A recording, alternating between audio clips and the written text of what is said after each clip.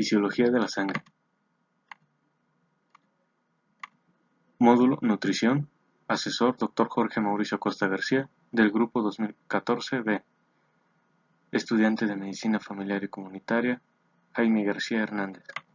Universidad de la Salud, UNISA, Ciudad de México. La fisiología de la sangre. ¿Qué es la sangre? La sangre es un tejido líquido que recorre el organismo a través de los vasos sanguíneos, transportando células y todos los elementos necesarios para realizar sus funciones vitales. Comúnmente, con lo que normalmente se le asocia, es el líquido rojo que sale después de una cortada o que transita dentro de las venas, que se puede denominar como un líquido vital.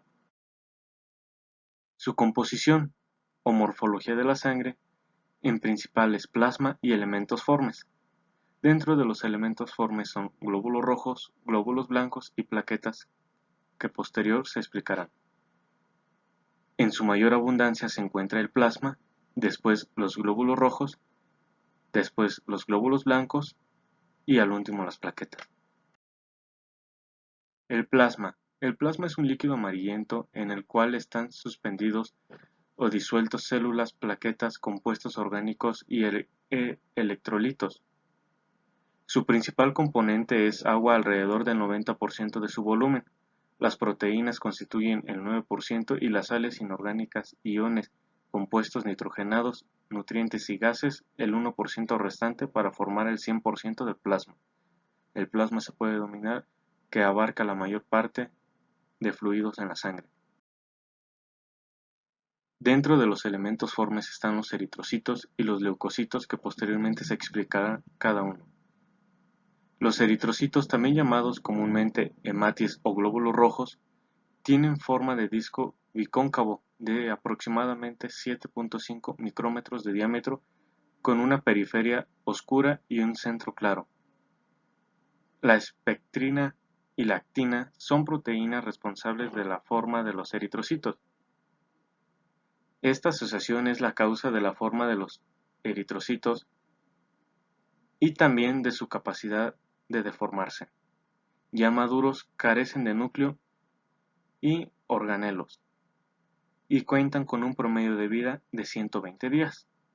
Los leucocitos, también llamados glóbulos blancos, comúnmente se conocen, en una cantidad de 6.500 a 10.000 por milímetro cúbico de sangre.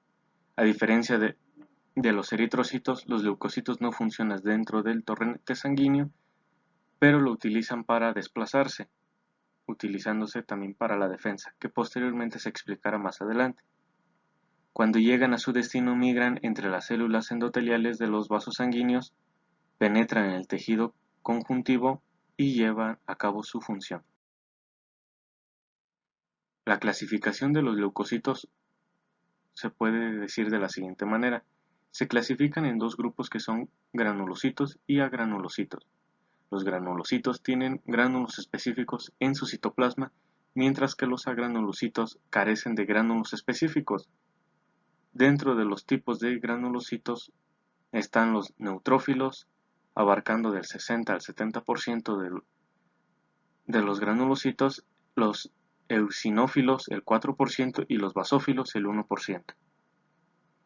Y los tipos de agranulocitos están los linfocitos, que abarcan del 20 al 25%, mientras que los monocitos del 3 al 8%. Cada uno de ellos cuenta con diferente forma y diferente función. ¿Cuáles son las funciones de la sangre?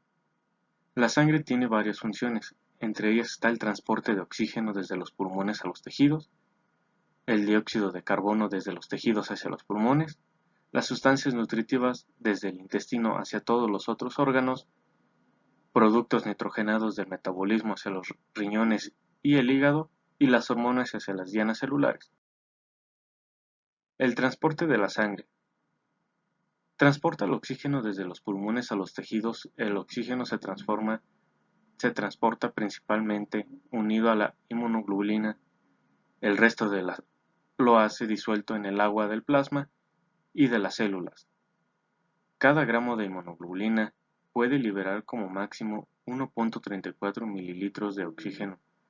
Por tanto, la inmunoglobulina de 100 mililitros de sangre se puede combinar con 20 mililitros de oxígeno cuando la inmunoglobulina está saturada al 100%.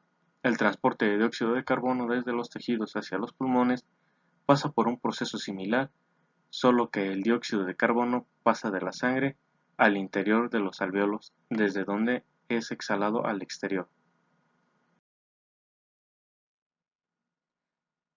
Dentro del transporte de la sangre también se ubica y se realiza el proceso de transporte de los nutrientes de los intestinos hacia los otros aparatos y órganos para su respectivo aprovechamiento hacia la salud.